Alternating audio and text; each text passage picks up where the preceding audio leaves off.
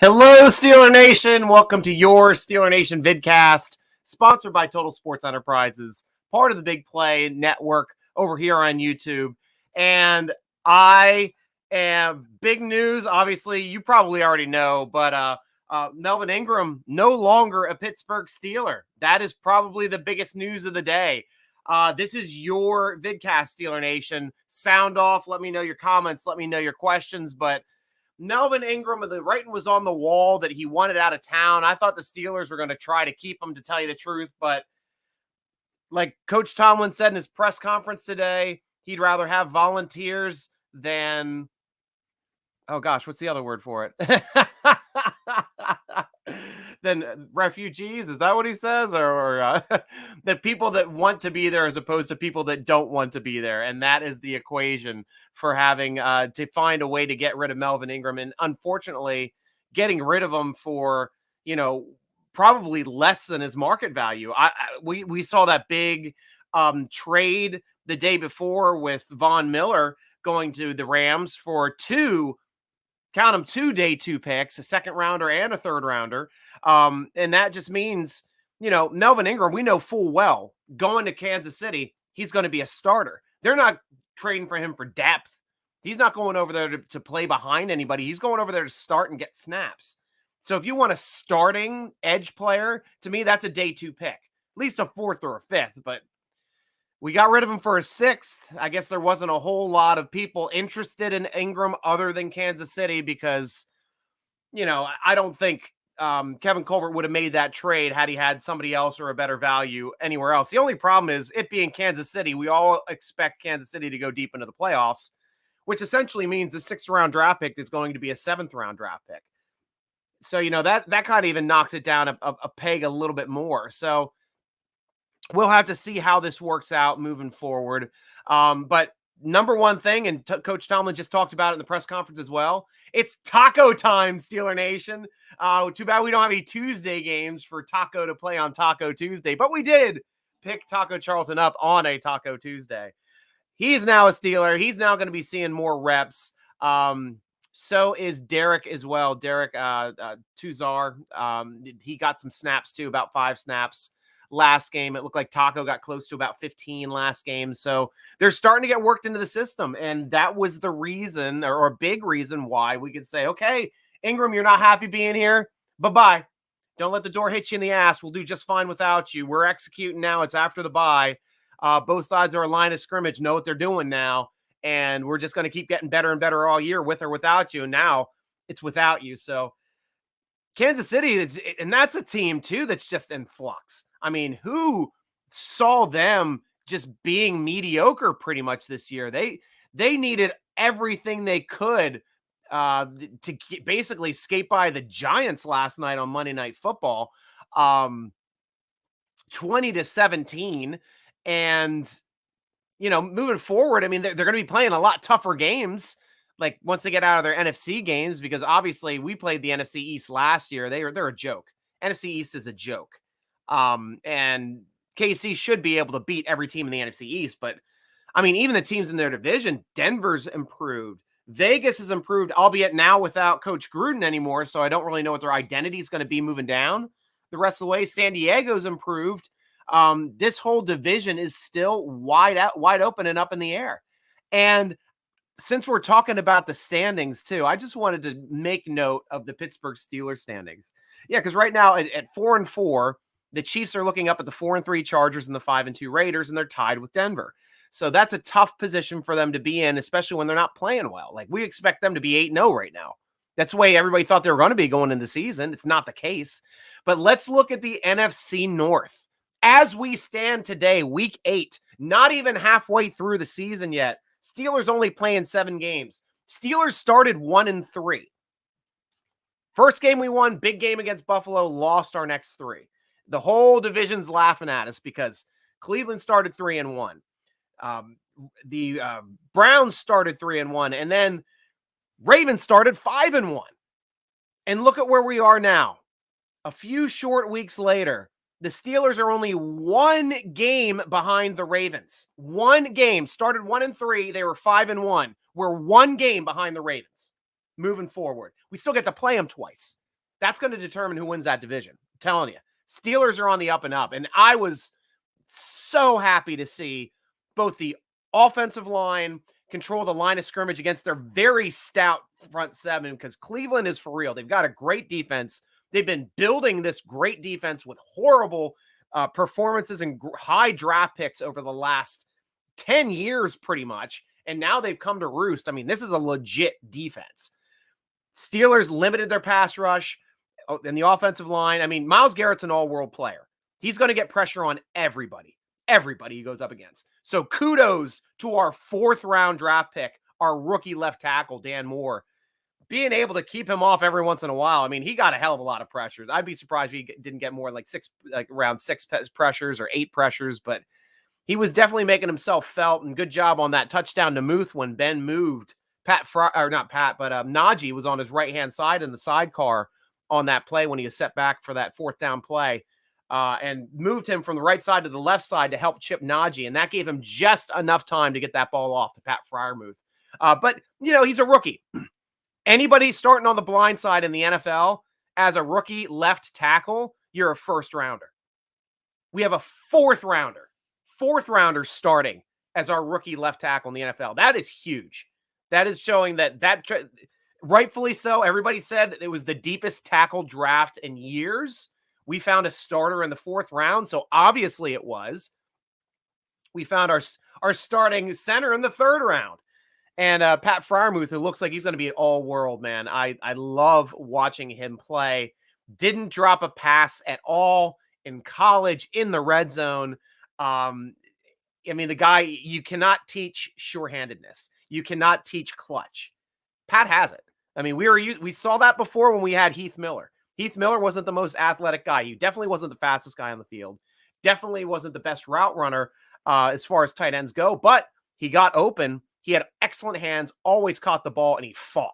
He fought with everything he had to do whatever he could to help that team. And I saw that fight and Pat Freiermuth's touchdown in the back of the end zone, wearing a Cleveland Brown defender as a freaking sweater, interfering the hell out of him as he knocks the ball out of his hands the first time, already all over him, but still the wherewithal, kept his concentration on the football, caught it off the bobble, got both feet down. I mean, that was a legit, watching that back on replay is a treat. That was like back when we'd watch Antonio Brown. It seemed like every other week, somebody would throw a flag on an Antonio Brown catch, or something would happen in the end zone on a scoring play where he couldn't be in bounds. And you got to see that replay over and over and over again, and how beautiful it was that not only did Antonio get his feet in, but he got the football, he secured it. We got to see that with Muth on that play, man. So, I miss Antonio Brown in some respects, obviously not in the off-field respects and the way he was a teammate, but on the field, there's no denying that guy was a playmaker. None. But it's nice to have another playmaker. And going back up to the top of the draft, our number 1 playmaker, Naji Harris, man, he's special. The guy is not just a running back. He's not just a 1st-round running back. This guy is a special running back. He's doing things every week that I'm just blown away by. Diving for 5 yards into the end zone, getting those tough yardages on 3rd and short, 4th and short. Now the Steelers are the top team in the league at converting 3rd and shorts. From last year, where we couldn't even convert like a 3rd and an inch last year. We got everybody's in the backfield. It's like we're playing the old NES play action football, and the old Tecmo Bowl, when you used to play Tecmo Bowl on Nintendo and the other team's playing against you, you're playing against your friend and they call your play and everybody runs across the line of scrimmage because they called your play. That's what it looked like last year with the Steelers trying to run it on short yardage. It was infuriating to watch. But this year, big change. Nice to see Naji putting on his big boy pants and just doing the special things. Like I even said the previous week, going in that Seattle game, he's the perfect running back for this offensive line that is learning. It's getting better every week.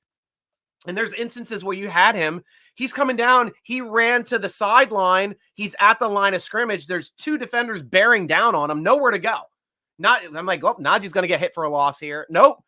Stiff arm, spin move, push the 1 defender into the other guy, 4 more yards, gained 4 or 5 yards off of a play that any other running back that I've ever seen on our team takes a loss, or at least gets stuffed at the line of scrimmage. Like, that is it. Because he wasn't even moving toward the line of scrimmage at the time. He's moving away, then stops, pivots, spins, stiff arm, boom, 4 yards right behind him. I mean, that's what I love to see. And that's where you can pick up. You can pick up draft nicks. I got you. I understand what you're saying. You can pick up a running back anywhere in the draft. Okay, a first-round draft pick isn't going to win you a Super Bowl. Okay, I get that crap, whatever you want to say. If you want to take metrics and statistics from that, yeah, I can't argue that with that. But I will argue this. You will never, ever find a running back with Naji Harris's talent, his ability to catch the football, his ability to run with the football, his vision, his ability to extend and create yardage and fall forward every time, and his off-field character.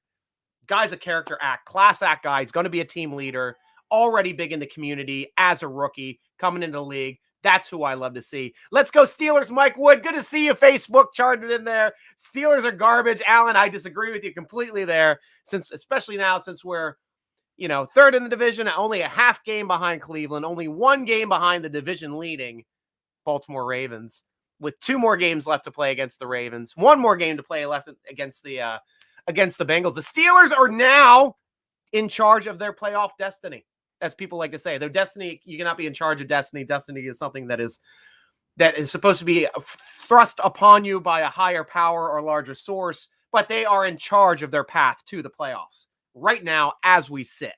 And I like what I saw. I like what I saw out of our offensive line, kicking the crap out of the Browns' defensive line, which is an incredible defensive line, to have Naji Harris with 91 rushing yards, 121 total yards, over 100 yards total. I think 115 I think we had as a team rushing. A great job of Matt Canada now that the offensive line is starting to gel and work together as a unit and is blocking more effectively, not making mistakes, not making as many pre-snap penalties. Now you're seeing the play calling, because we can go in there and we're mixing our run offense up. They're not just all runs up the middle. We're doing that with edge rushes, with tosses, with end around, jet sweeps, and then with a reverse. We ran a damn reverse coming back the other way, and that had the Browns flustered. Our running game had the Browns flustered. And the other side of the ball, where the Browns are supposed to be the one kicking the crap out of us in their run game, one of the top running teams in the league. What do? We shut them down. Cam Hayward, big game. Wormley with a big game on the defensive line. And Bugs actually did pretty well. Loudermilk came in, did fantastic with his snaps. And the linebackers, geez, that is why Melvin Ingram couldn't get on the field anymore. It's because Alex Highsmith is a big boy. And he's got his big boy pants on, both in the passing game, rushing the passer and getting pressures, and in the running game. He is stopping the run. He's a big proponent of how good we are on defense now, stopping the run. Bush getting back healthy. Now we're starting to see Bush move around and make plays. Oh, Bush sucks. Oh, get rid of him. What's wrong? Oh, he's the worst player ever. He's playing with a bad groin, Steeler Nation. Playing with a bad groin. I was telling you, wait till after the bye week. You're going to see a new player. Wait till after the bye week. He'll be just like he was week 1 against Buffalo when he was all over the field in Buffalo. 10 tackles in Buffalo. Enemy territory. Stole a win up there against a great Buffalo offense. He's cutting back now. That groin's getting healed up. He doesn't have to do anything for 2 weeks. He's starting to get a little bit better in that Seattle game. But now he looked good last game. And he's going to look better next game. And that's what we need out of him. We need him to be healthy, because when that position is 100%, he's a quick twitch guy, and he's a great, great player. What's that, Brad Richards? No one's complaining about picking. Yeah, Naji, number 1 now. Yeah, no, not anymore. And we got to, as Steeler fans, we got to rub it in Mel Kiper's smarmy little face every time you see him, anytime you can tweet to him, anytime you can interact with that Ravens fan, Mel Kiper, who will shit on basically anything the Steelers do. If the Ravens would have gone and picked up Naji Harris, oh, greatest thing ever. Oh, pair him with Lamar Jackson. Ah, they're going to go for a Super Bowl. Oh. But no, he went to the Steelers and had a shit fit, and now we got to deal with the yaps. You're not going to go to that Super Bowl with a first-round running back. No. He's for real. Yeah, I'm with you, Brad. Love him. Donald, over there, most stellar, over on Facebook as well. Watch out. We are not scared of any team. Mark my words all the way. And I am with you there, Donald. I think now, especially our defense, and I was saying it all year at preseason, this is a top 3 defense when they're healthy. No question. Top 3 defense. Week 1, we beat the best offense from the previous season in the AFC. Week 2, we lost 2 starters going into the game, 2 starters during the game, and 2 others got banged up. And the team couldn't do anything. We couldn't stop the rate. We couldn't hang on to beat the Raiders, and then we couldn't do anything against the Bengals the next week till we started getting guys worked back in again. Now we're healthy again, and that's our defense back again. Holding Cleveland to 10 points at home.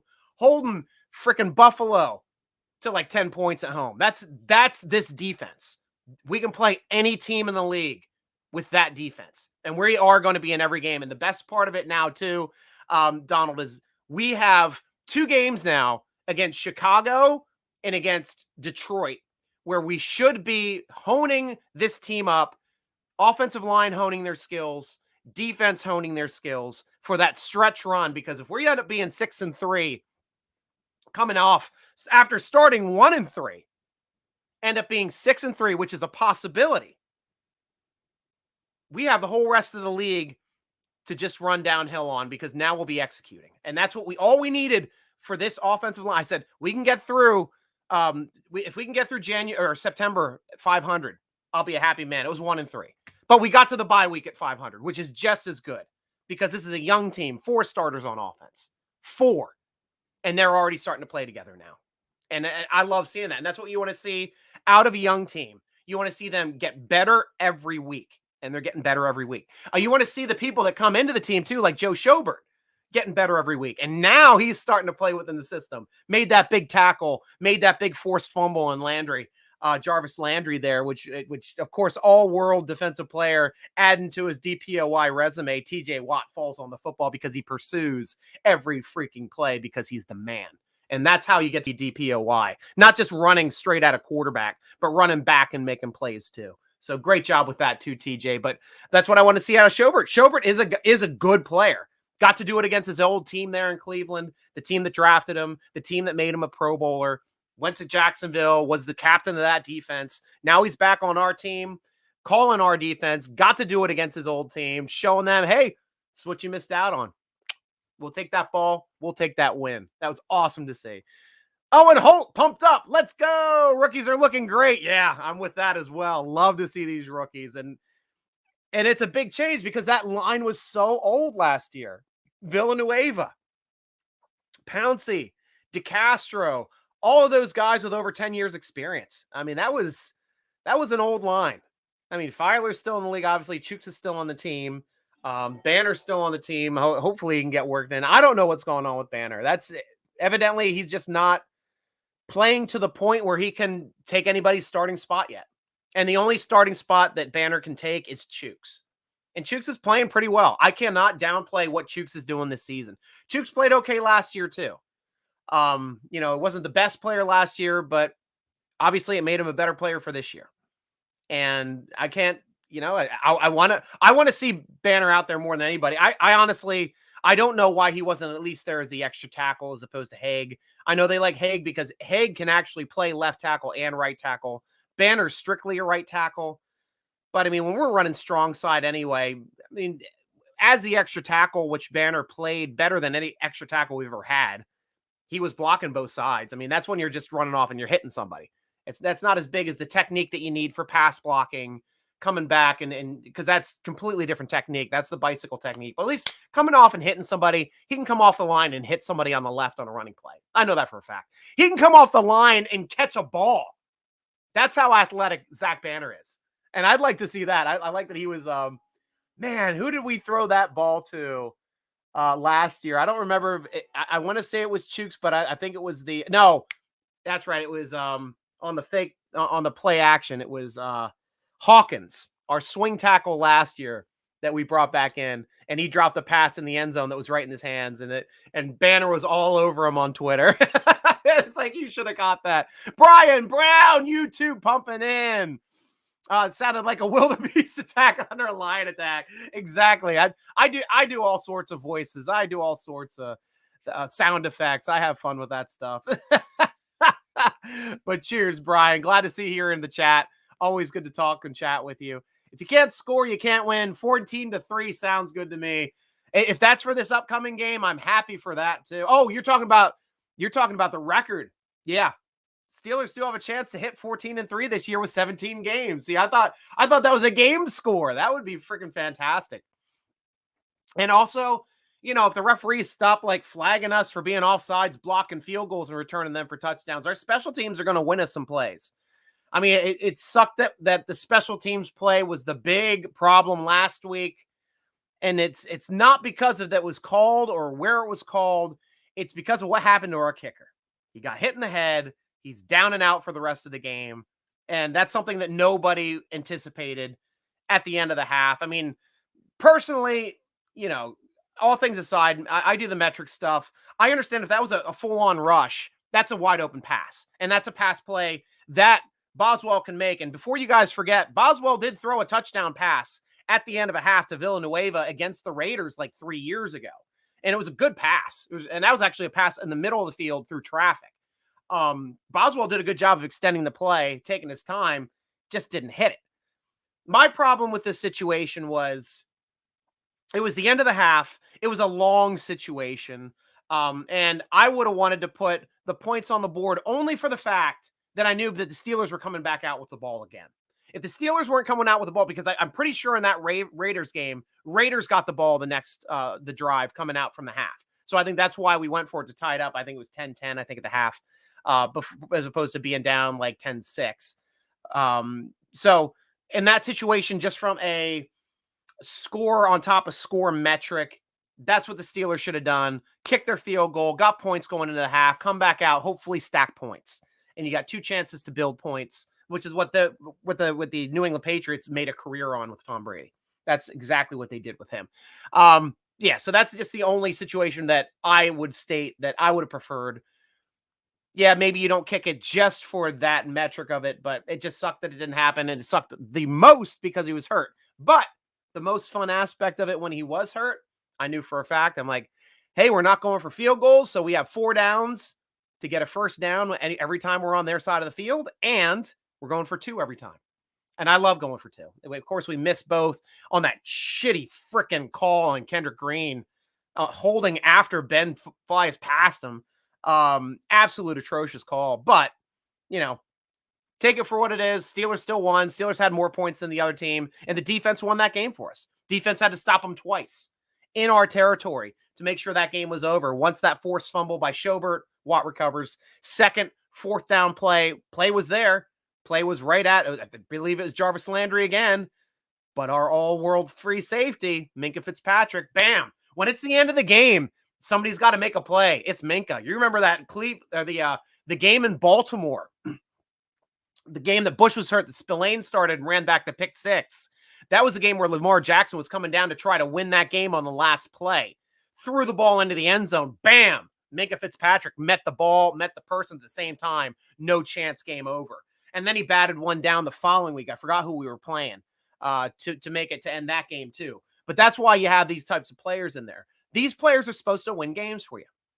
Minkah Fitzpatrick, we expect you to win a game for us. TJ Watt, we expect you to win like 8 games for us. With what you're getting paid, win all the games for us. That guy's just phenomenal. Yeah, but Bush, I expect you to win a game for us here. Cam Hayward up there too. Good game play, good playmaker as well. Schobert making a play to help win a game for us. He's a Pro Bowler, former Pro Bowler. He knows how to do it. And now we got to see like the younger players. When's it going to be Highsmith's turn to make a big play for us? When's it going to be Loudermilk? I'm going to talk about Loudermilk a little bit because I like what he's doing in his limited snaps. He's a hell of a run defender. And I didn't know that. Like coming out of college, I'm like, well, he's lanky. He's a good defensive lineman. He's really his trajectory's off the charts. I mean, his curve is going straight up in the air after drafting us. And he's one of the few rookies that we have that didn't start off as a starter, but he's getting quality playing time now. Might even be pushing like Wormley for more snaps situationally. So that would be really interesting to see. coming down. Brian Brown again. Now that I think about it, they should just put the poop emoji on Cleveland's helmets. Definitely should, and should rename their stadium the Toilet Bowl. I think that works perfectly. Just keep the branding the whole way with the brown. You know, Mr. Hanky can be their mascot. Just go all in. Just like, come on, we are turds. Can't fool us with that elf. Just make it Mr. Hanky. He's magical. It's fine. Embrace it, Cleveland. Embrace the poop. And then Brian, I'm not complaining. I just knew in my gut the Steelers were going to win this game. I did too, Brian. And I play in a head-to-head pick'em league, and I basically just play straight formula every week. And my formula is simple: best record wins. If they're tied with the same record, whoever the home team is wins. Steelers and Browns. Browns had the better record. They were like 4-3, and the Steelers were 3-3 and 4-3. So the half game off. But with my metric and the Browns playing at home, it should have been an easy Browns pick. But in my gut too, I'm like, Steelers are winning this game. They're playing better. It's after a bye week, 2 weeks. The defense is back 100% healthy, like minus Ingram pulling his groin, which I guess I don't think he was even hurt at all. Probably just had a bruised ego. You can't put that down in the in the injury report, though. You should. I think bruised ego should be added to the injury report, because Melvin Ingram was definitely limited with a bruised ego and missed a practice day with a bruised ego and a pouty face. Meh, meh, meh. I don't like the Steelers. They don't give me snaps. I'm better than Highsmith. No, you're not. Look at Highsmith's metrics. Highsmith, you can't take Highsmith off the field anymore. You used to be able to rotate him in pretty consistently, but with his youth, with his ability to pressure the quarterback and play the run at the same time, that's what you need. And he's better at playing the run than Ingram was. Ingram was strictly a pass rusher. Ingram will do run well and strictly as a pass rush setting. I don't think he's as good as a run stopper. It's not even close there. So, yeah, you have the longevity over time. Your stats, of course, are better than Alex Highsmith. But are you better than Alex Highsmith today? Are you better than Alex Highsmith on the Pittsburgh Steelers? The answer was a resounding no. And we said, bye-bye, you're going to Kansas City for a 6th rounder. Obviously, I wanted to get more than a 6th rounder out of it. That'll annoy me a little bit. But, we gave up a bunch of picks anyway to get some of these players. And now, like, I was hoping to get that 5th round pick back that we got, give it up for Witherspoon, because we gave up a 5th rounder to get Witherspoon this year. But no, we got a 6th rounder instead, which will feel more like a 7th rounder, I guess, once Kansas City makes the playoffs and starts figuring out how to win games. But I don't know. I don't know who Kansas City is this year. I know their defense is not good.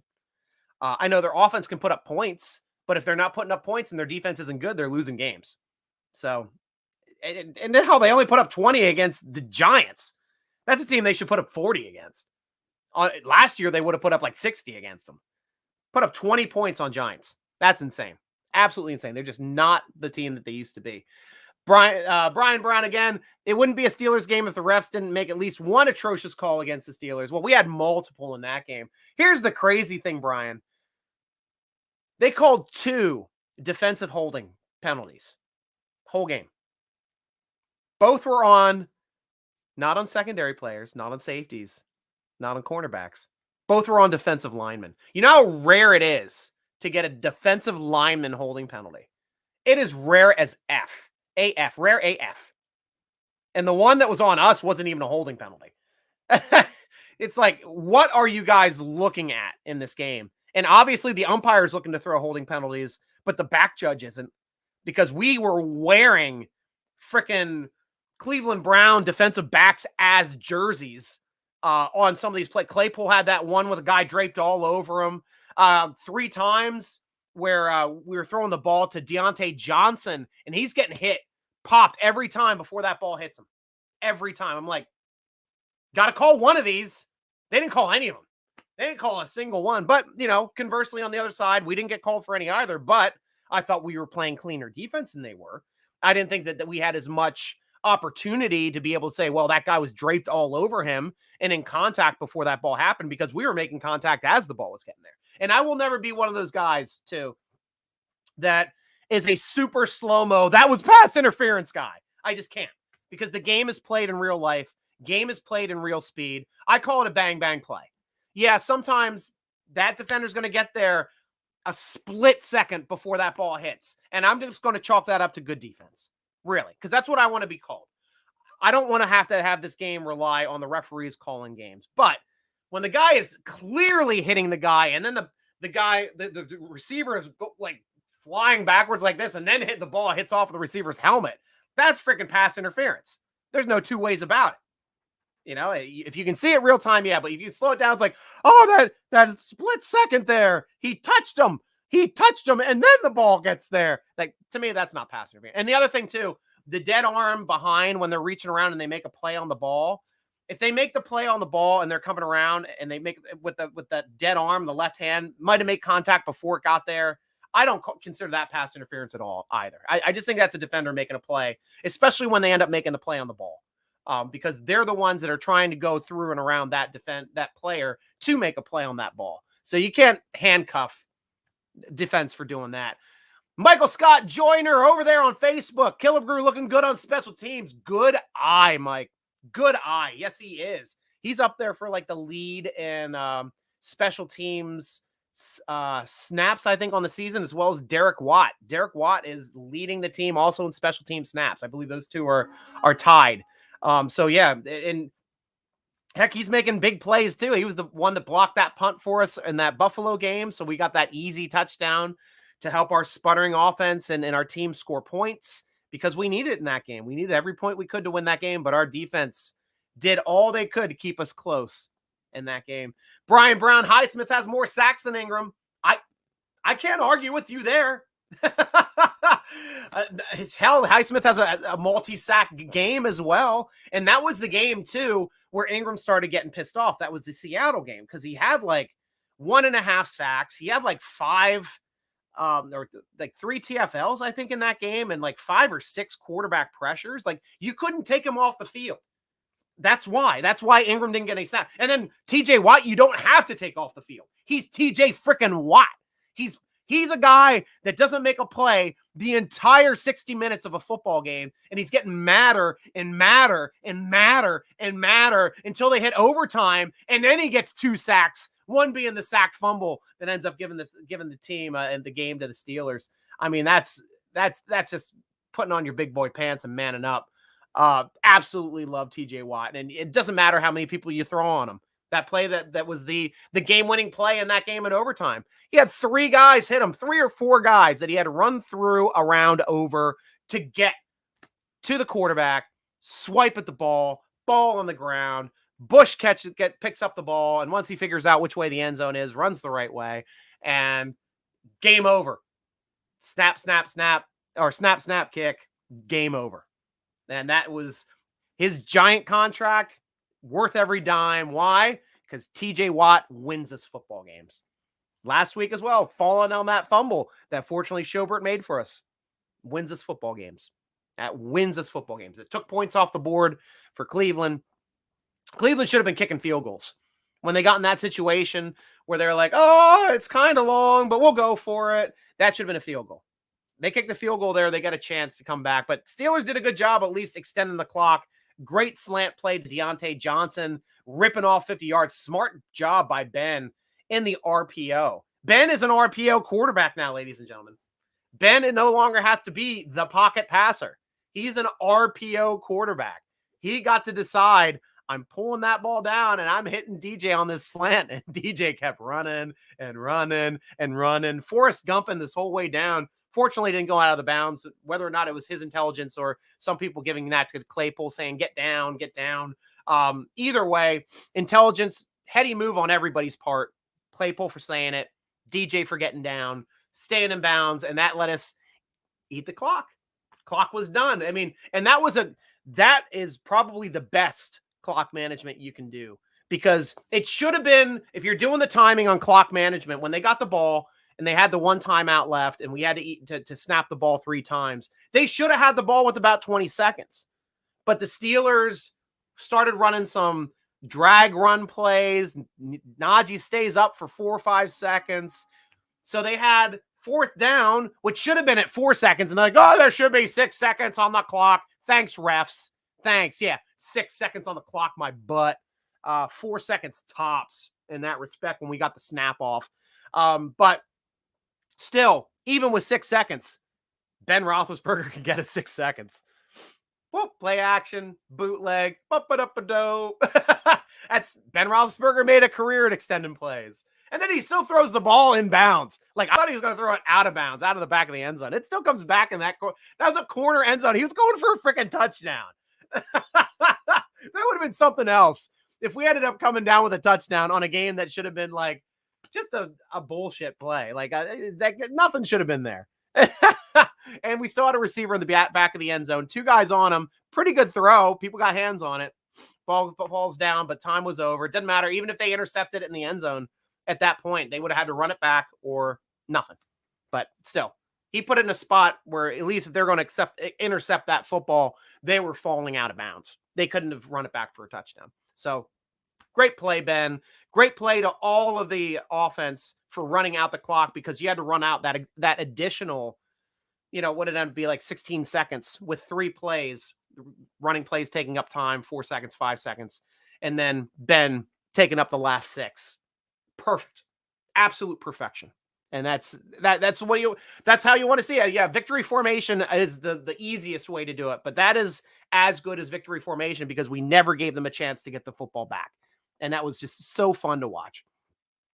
Brian again, Browns look like a scoop of chocolate ice cream on carrot. Heck yeah, that's their colors. Though I would try that out.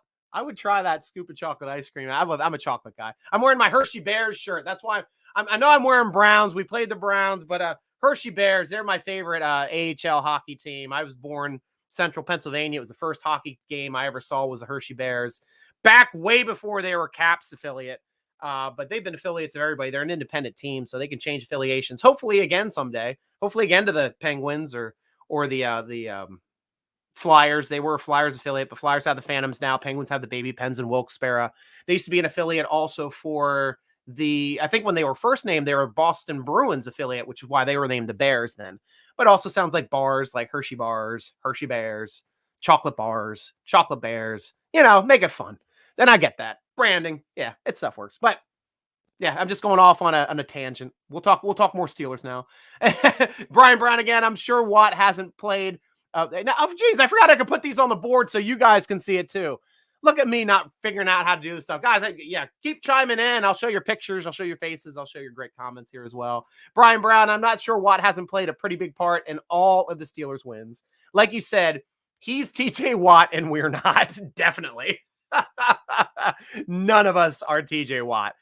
Hell, he's rare air in his own family. TJ and JJ coming from the same mother, and Derek as well. I mean, obviously he's not all world because he chose to play a position that really doesn't lend itself to that kind of talents. Though I'd love to see Derek Watt go into the tight end room, come out, be a blocking tight end too in certain sets if we go 3 tight ends. Because I never want to see Eric Ebron on the field blocking in line ever. Eric Ebron, you are a wide receiver in our offense. Eric Ebron, you have Juju Smith-Schuster's big slot position. That is your position now. Honestly, I think that is the place to play Eric Ebron. Never want to see him as an inline blocker. Gentry's put on his big boy pants this year. Wow. Gentry is doing well this year. I like to see him growing into his role. Muth is above the line at draft day. He was drafted as a player. And now day 2, if you guys remember, first thing day 2 of the draft on my draft day coverage, only player I'm taking over any offensive lineman, if he's there, is Pat Freiermuth. He was there. We took him, fortunately. Because now, looking at him, there's no way he makes it out of the first round the way he's playing now. And people seeing around the league seeing his talent and what he can do, both as a receiver and as a blocker. No way that guy makes it out of the first round. You might go back. When like Steelers fans and stuff do that whole redrafting the 2021 draft, and they say, all these players would have been first round. Like that one draft when we got was that the 2009 draft? I think when we picked up Mike Wallace in the 3rd round. That draft was a crap draft. There were no good players. There's no Hall of Famers in that draft. Well, Stafford now, if he starts winning championships, he might get up there. He was the first person taken in that draft. But I think that was a draft we got Mendenhall. I can't remember if that was that draft or not. 09. Yeah, it might have been Mendenhall that year. But it's still like nobody good. We had like the best players were probably the centers. Alex Mack, he's got a shot at a Hall of Fame. I like Alex Mack. There's another really good center too that was taken in that draft. Big Pro Bowl center. I can't just remember off the top of my head. And then it was the long blonde haired dude that played in Green Bay, and also they had the defensive lineman that was really good for his first 3 or 4 years, who had a really good Super Bowl against us too. And I forget his name too, but he started off great, and you're like, oh, he's going to be a really good player, and then he fell off after 3 years. He was done. Hawk, is it AJ Hawk, or am I thinking the older guy? No, I don't think it was AJ Hawk. It was another guy, but long blonde haired dude that was really good with the Packers. You guys know who he is. You guys can throw him down in the chat. Help me out. I can't keep everything in my head. I do a pretty good job.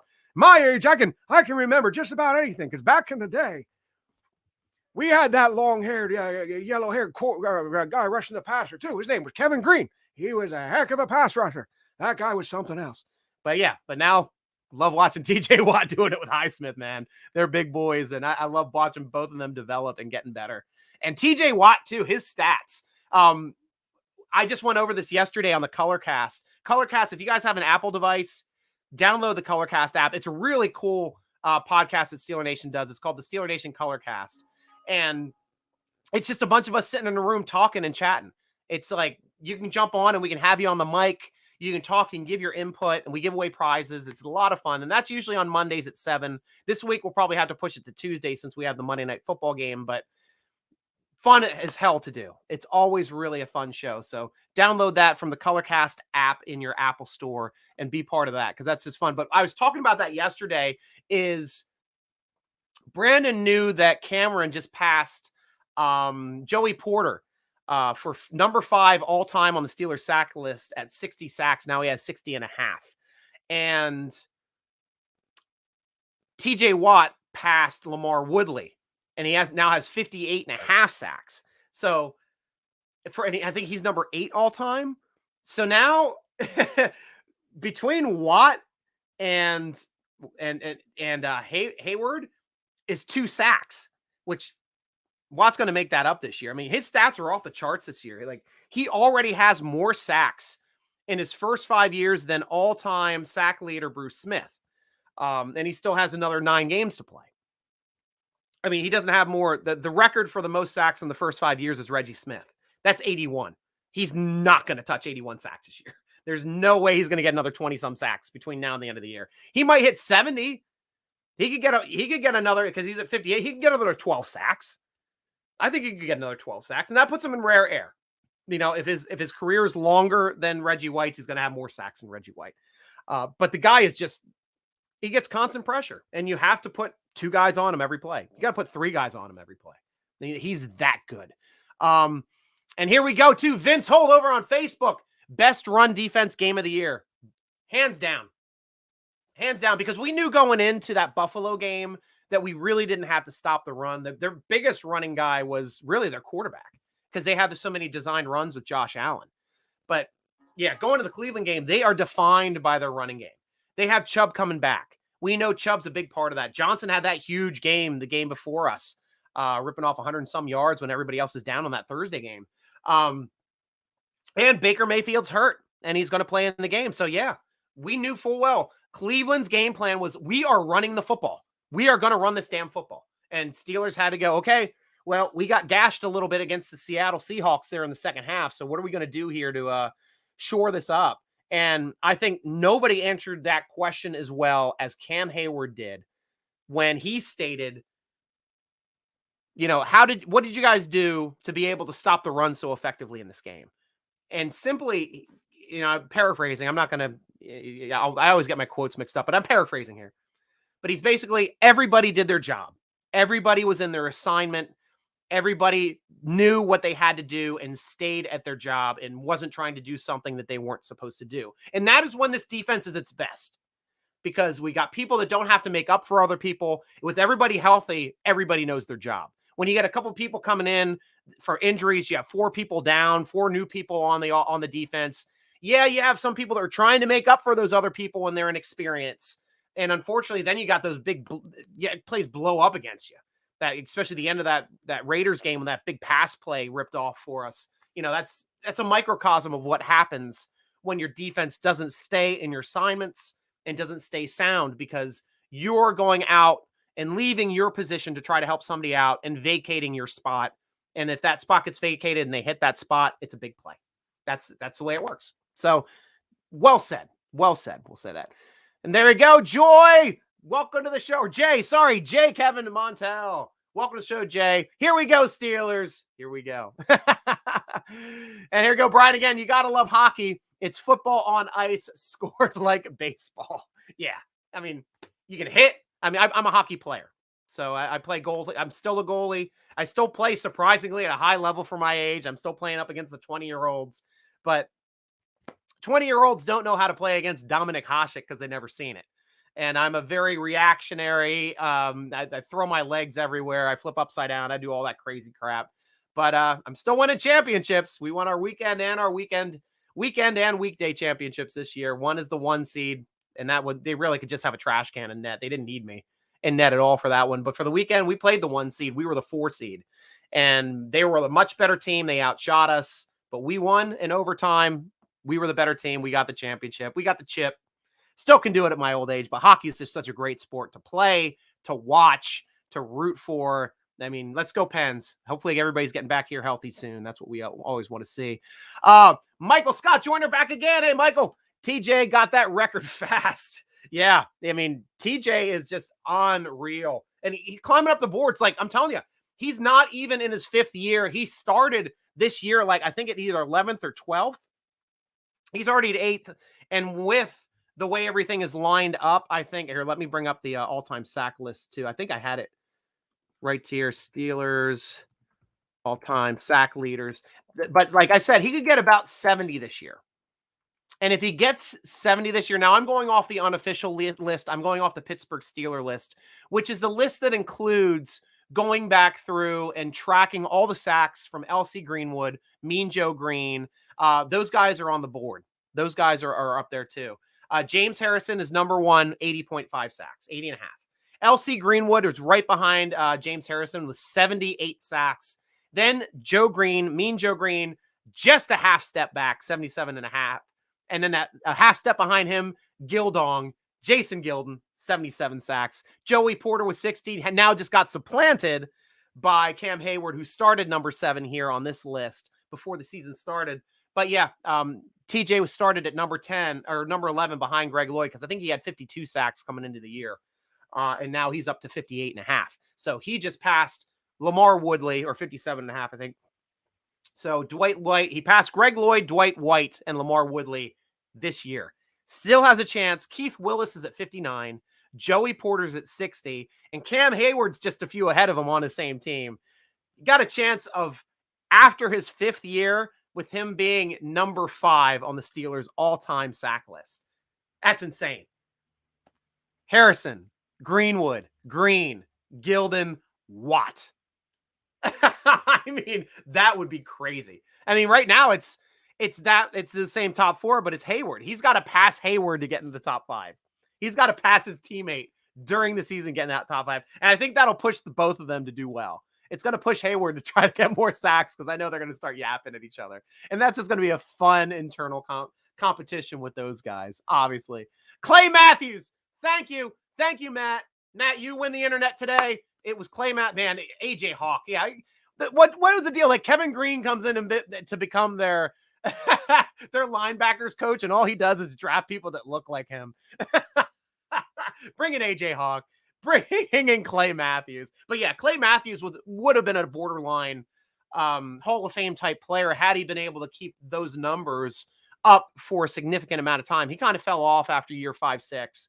And didn't really get to put those numbers in then just down the stretch, which is unfortunate, because he's a good player. He was a good player, and he was a great player starting off as well. Juan Sizemore, welcome back to show one. A big contributor here for all the input that we always see here on our Steeler Nation vidcasts. We move the ball efficiently, but have to stop with penalties. But looking good. Yeah, that's always the big killer. I mean, one thing that we have to take with a grain of salt for this past game is we went up against the #1 referee crew last game for calling penalties. They called more penalties last season than any other refereeing crew. And going into our game, they were #2. They called the second most penalties in the league by 1 penalty. So, yeah, they're trying to get the lead again. I think there's some money exchange with the referee crews. Hey, wait, we got the most penalties. You got to pay us. It's like a Tongtine, or they got a freaking bounty gate or penalty gate. We'll call it penalty gate. You see, he throws the most flags on those things. Brian Brown back again. When you watch the Steelers play, you know it's a high probability as well as just a matter of time before TJ wrecks the opposing offense's game. And that's the one thing that I love about him. If you guys, some of your older Steeler Nation heads, not Lamar Woodley, but Greg Lloyd was one of those first players that I ever saw that would come around the corner and lay the hammer as they're going to sack a quarterback to throw those fumbles on the ground. And he was great at generating fumbles. He was great at just straight up tackling somebody and generating fumbles too. And that's something that we tend to have a tough time with our defense. Like, our defense doesn't have those big mammoth guys anymore that can just stick their head on the ball and pop it out. Kudos to Schobert doing it. Like, obviously Schobert just did it, so I can't say we don't have it. Keep doing that, Schobert. I want you to be as good of a pickup as like James Ferrier was for us. But, that was the first time I saw that hammer move continued through Harrison's career. Harrison was the smallest linebacker, getting tackled by the neck every time he's trying to come around the end, rushing the quarterback. But man, could that guy lay the hammer too and put that football on the ground. But TJ's doing it better than Lloyd, better than Harrison. Literally, he's looking to punch we saw him get a penalty for it, trying to punch a ball out. That guy's looking to force fumbles. And that is awesome, because that's what defenses need in this new league. It's not good enough just to be a great defense in the NFL anymore. It's not good enough just to be a team that limits points, to just be a team that limits yardage. You've got to force turnovers, because all of the rules go for the offense. You see at the end of games where teams are up big, up by 2-3 scores. How does the other team go? Why are they in prevent? It's not a prevent defense thing. It's they go full on passing offense. You got to change your defense to defend and go full dime, and the other team can make plays because the rules are written to give the benefit to the offensive team. That's why the quarterback is so well protected. As long as it's not a kicker disguising himself as a quarterback. Quarterbacks are protected in this league, both below the knee and above the neck. You can't touch a quarterback. You got a strike zone in the NFL, and it's from the top of the knee to the collarbone, and that's it. And really, you shouldn't even put your helmet here, because it comes up and hits the chin, you get called on it. So that's the kind of crap you got to look out for this league. But yeah, I'm going off on a side note, as I always do. But that's why these are fun. Baya Pacho, how you doing, man? Over on Facebook, the great names of our Steel Curtain, Steeler Nation in the 808. Nice, man. Thank you for joining the show. Thank you for the comment, man. We always love this. Is Steeler Nation. This is your podcast. This is your vidcast. This is the one where we get to do. We talk about everything that you guys want to talk about on this one. And yes, Kevin Green is the man, Brian Brown. Definitely know that. And any ref named Hockley is never going to be kind to the Steeler. And that's funny because, like, yeah, that was his son was the refereeing crew this past one. And then his dad puts out the report as like, yeah, even though it was a kicker on the edge of the field, he was a passer in that situation. And in that situation, a flag should have been thrown because he was hit by a helmet into the head. And it was the jaw. But, sometimes you don't get to see that. You don't see that reaction. But he did fly. He flew like they were throwing somebody out of the house on Friday, man. It was freaking funny. Vince Holt, do you think TJ's impact was bigger than Garrett's on Sunday? Yeah, I do. Garrett, you still have to manage Garrett. I thought we did a better job of managing Garrett than Cleveland did of managing Watt. And it's because, well, I even really can't call Garrett a one-dimensional player. I think he's elite. He's absolutely an elite pass rusher. He's one of those guys that if you put one person up against him, he's going to beat him. It's like TJ Watt, but he has more size. He's bigger than TJ Watt. He's got that move that Tony Romo was showing. If you're throwing one guy up on him and you got another guy on the outside edge coming around for the chip, he's going to say, screw you. I'm not going around you. I'm going to push my guy bull rush and throw him into the quarterback. And that's the stuff that Garrett does. Like, he's just a monster of a man. So I thought we did a good job of making sure Ben did a good job, like I said earlier in the show, of moving Naji from his right-hand side to the left-hand side on that fourth down play into the end zone to Pat Freiermuth, because if he didn't do that, he was sacked before he even got that ball off, or his arms getting hit before he gets to throw that ball off. But that edge rush pushed him, and then Naji got to ride him past Big Ben. So Big Ben really didn't even have to step up. He was just there, delivered the football. Pat Freiermuth did the heavy lifting, caught that ball twice. With a guy draped all over him to get that win. So that is where I think the Steelers game planned better to stop Garrett's impact, because Garrett can make an impact any play in the game, just like TJ Watt can make an impact any play of the game. And you can't let up once on these types of players. You just can't, especially in big time situations where you got to score points. You got to get that last conversion. You got to get that last first down to end the game. I mean, those types of things are just really impactful for closing out football games. But yeah, great comment, Vince. Love that. Great input. Joseph Jester, Ebron was out last week and he didn't drop any passes. Yeah, Gentry stepping in. Gentry is now he's our best blocking tight end. I think Pat Freiermuth will get better. I think moving forward, Freiermuth's going to be the number one, and we've got a legit number 2 tight end now in Gentry. He can catch the football down the seam. He can block like a madman. And that's Steelers love those kinds, like a Matt Spaeth type blocking tight end. Don't know if we really have to even commit to a guy in the draft this year. We might be able to just go free agency and bring in somebody that's a little athletic, that's a veteran, that is a good blocker, because that would be great. It would make the whole tight end room better if we do that. But otherwise, I mean, we're just going to try to draft another blocking tight end, maybe with the big size like Gentry. Gentry's a monster of a man, 6'9". I mean, he's a big target. Ben loves big targets. And that's what I wanted. Why I wanted, Scotland Williamson or Scotland Williams. He was the guy we had on our roster and on the practice squad for an additional 3 years from the UK. He was a rugby player. We were trying to develop him. Scott Williamson, right? I think that was his name. But I wanted him to develop because he was a huge bodied guy too, like that elite size rugby player, great hands, but he just never learned how to block. Gentry can block. Gentry is an awesome blocker, and he's showing his athleticism now. So, and as far as Ebron now too, moving forward, he's not a tight end. I don't want to ever see Ebron on the line, in line blocking ever again, ever. But he does have a role on the team, and the role now is Juju Smith-Schuster's position of big slot. So when you run big slot, you got to have a big catch, big body in the middle of the field. Ebron's that guy. And that's why we don't have to go out and trade for a big slot or a slot receiver right now at the trade deadline, because Eric Ebron is that guy.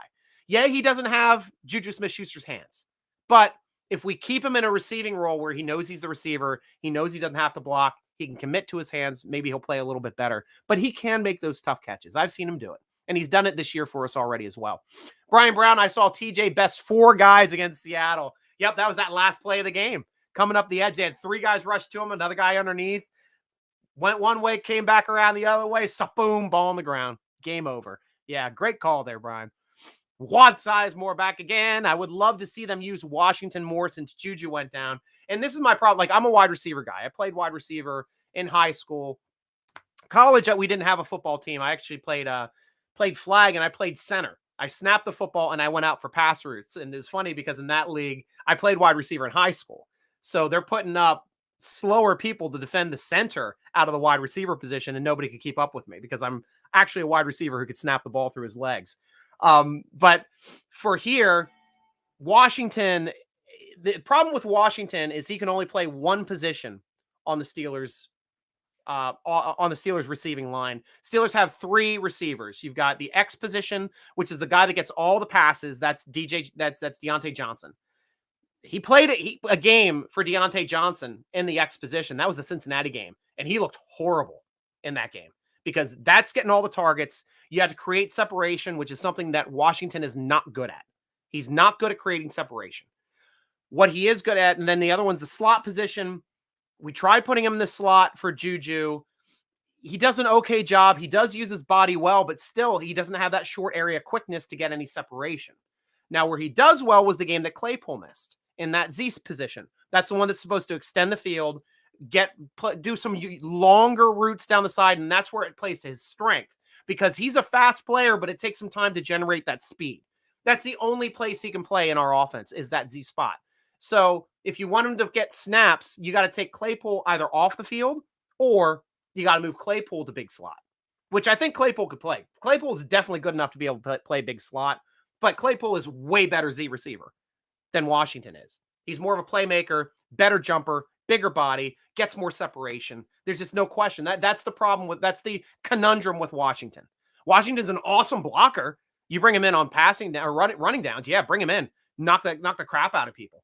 But yeah, unfortunately, he's not that guy anymore. He's not a better receiver than our other receivers. And that's the problem because we have too many good Z receivers. Brian Brown, well, the Steelers free agent signings have always been hit or miss. Well, that's even the draft picks. Draft picks are hit or miss until this past draft where first 4 are starters. And then we got, Norwood started his first game. We got a starting punter out of it in the 7th round. So this is one of the best drafts early on that we've ever had because I've never seen this many rookies contribute this early on to the team. Can't not talk about Loudermilk as well. Loudermilk trajecting up very well, getting more snaps each and every week. This is just really, and Steeler fans, you want to lament the one guy that we let go, Roche. Well, he's still playing in the league. He's getting snaps on defense for another team. We just didn't have a spot for him. We liked Jones better, and for some reason then didn't like Jones at all. But unfortunately, we didn't have Roche on the roster anymore to swap him out. We had to go outside the organization and bring in Derek. So, that's the way that cookie crumbles sometimes in the league. Vince Holt, run blocking was much improved, but Naji just willed his way to some important yards this past game, grown man yards. Yeah, and that's who he is. He's one of those special backs that always falls forward. Like even on that one play that was the third, it was either 3rd and 1 or 4th and 1. It looked like he might not have gotten it. He got stood up right at the line, but big boy pants and he falls forward, man. I love seeing that out of that guy. He's a special back. And for us to go from last in the league at 3rd and 4th and short to like not even being able to pick up a first down to becoming like right now we're number 1 in the league.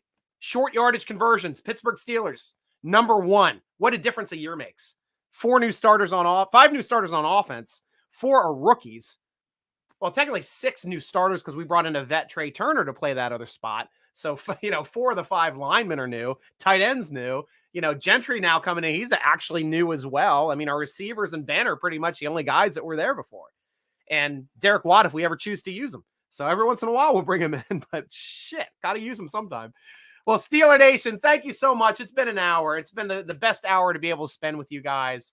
I'll be back here Tuesday again at 1:00 following the presser. So we get to talk about the things that Mike Tomlin talks about as well. So it's fresh on our minds and going into the games. And I'm just excited for the game this week, Monday night against Chicago Bears. I'm going to be talking about that a little bit more on the Steeler Nation podcast at DK Pittsburgh Sports. We release that about 5:00 and 6:00 for the podcast and the vidcast at DK Pittsburgh Sports. So be sure to check that and make sure that that's on your mind as well. Brian Brown, all I know is the Steelers cannot lose to Chicago or Detroit. No playing down to competition, not with the schedule. Problem is they're professionals, and look at Cincinnati. They lost to the Jets any given Sunday. But I think if our offensive and defensive lines play the way they did last week, as we did against the Browns, we should destroy both of those teams. And at least with Chicago, Alex Mack is the only guy to worry about. We don't have a Clowney Garrett situation. We have a Mack situation, just a Mack attack. But limit Mack, and we'll be doing better. Baya again. Yes, so awesome to see Smash Mouth Football Naji fighting for the extra yards. Love green over there. We all love some green. And thank you. Yes, I am feeling better. I have my taste back to about 90%. My sense of smell is back to about 80%. So feeling great. I'm definitely, I had a great birthday yesterday. We're going out to dinner and I'm feeling better than my age. I'll tell you that. Feeling better than I have for the last 10, 20 years. So losing weight will do that as well. But thanks again, Steeler Nation, joining us on the Steeler Nation Vidcast, part of the Big Play Network here on YouTube. Make sure to check us out on the DK Pittsburgh Sports Podcast Network coming up.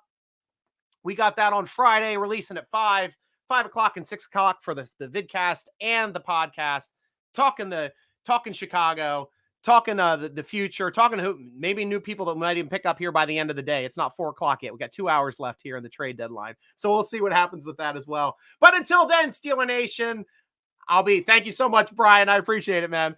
And I'll be rooting along with you as always, Steeler Nation. Go